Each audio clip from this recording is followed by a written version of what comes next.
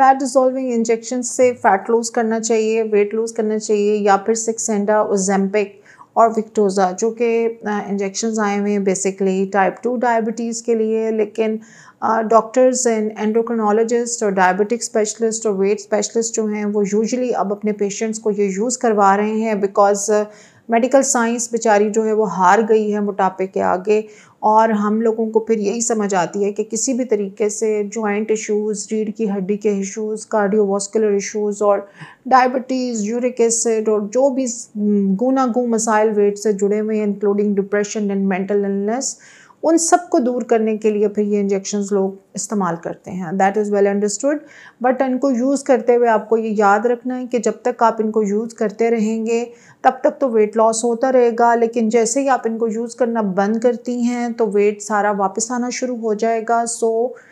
You can not rely on these injections और anything for ever. आपको अपनी जो लाइफस्टाइल है, आपको जो अपनी ज़िंदगी के गुजारने का तरीका है, जो खाने पीने का तरीका है, जो कैलोरीज़ को काउंट करने का तरीका है, उस पे गौर करना होगा, इशू की सेंसिटिविटी को समझना होगा। और इन इंजेक्शंस के साथ जब आप वेट लॉस कर रहे होते हैं, मेरे पास 2-3 लोग ऐसे आए हैं जिन्होंने इन इंजेक्शंस के साथ कोई 125 केजी वेट लॉस किया है, लेकिन मसला साथ ये हो गया है कि उनकी बॉडी पूरी जेली की तरह हो गई है।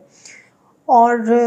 जहाँ-जहाँ से वेट लॉस हुआ है उनका, वहाँ से जो उनकी टमी है, उनके बाजू हैं और उनकी थाइज़ हैं, उसके ऊपर झुर्रियों वाली स्किन जो है वो बिल्कुल जैसे कोई बूढ़ी स्किन होती है, वो नीचे को झुर्रियाँ पड़ी हुई हैं और वो लटकी हुई है। So now they have come कि अब इसका क्या किया जाए। इसी तरह बहुत सारी ख़वातीन ऐसी भी आई हैं जिन्होंने एक्सट्रीम डाइट और एक्सट्रीम मैल न्यूट्रिशन और एक्सट्रीम जो है वो एनोरेक्सिया यानी भूखे रह के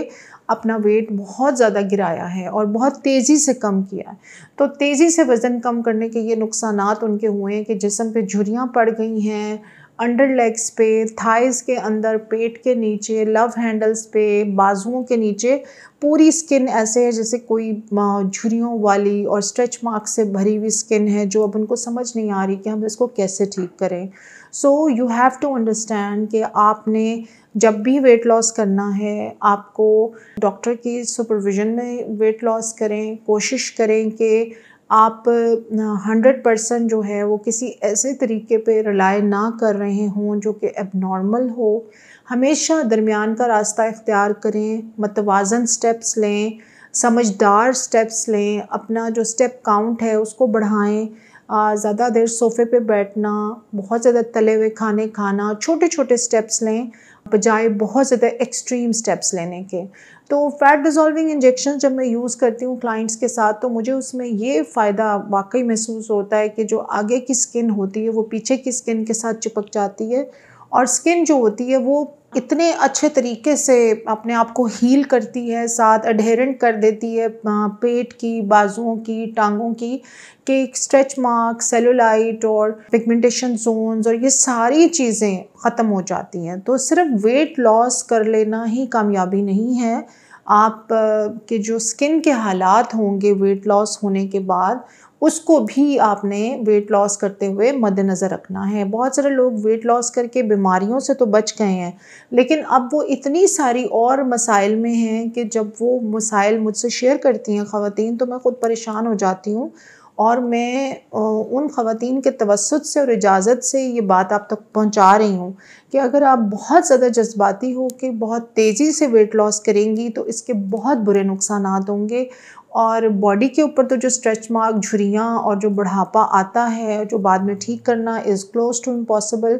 आपका फेस पूरे का पूरा ख़राब हो जाता है, डार्क सर्कल्स पड़ जाते हैं और बॉडी में जगह-जगह कोलेजन जो अल्लाह ताला ने रखा हुआ है टू गिव अ शेप, वो ख़त्म हो जाता है। तो वेट लॉस करते हुए हमेशा बहुत सेंसिबल अप्रोच अपनाएं, बैलेंस तरीके से सोचें, अपनी आदतों पे गौर करें और पहले 20 से 25 छोटे-छोटे स्टेप्स लें, अपनी डाइट पे गौर करें और शॉर्टकट ढूँढना प्लीज़ छोड़ दें, ताकि आप जब एक दफ़ा वज़न कम करें तो आप हमेशा के लिए अपने वज़न को कंट्रोल कर सकें, रादर देन कि कभी आपने 80 किलो वज़न कम कर लिया, फिर आपने 2-3 साल खा के 90 किलो वज़न बढ़ाया